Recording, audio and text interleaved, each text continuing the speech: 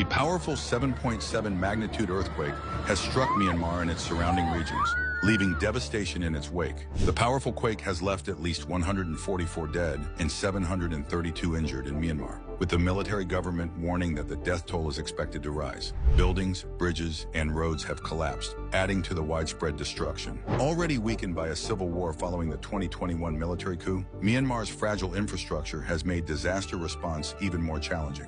Aftershocks continue to rattle the region, worsening the damage and delaying relief efforts. In response, Myanmar's ruling junta has declared a state of emergency and is appealing for international aid. With communication and transportation networks severely impacted, the full scope of the disaster is still unfolding.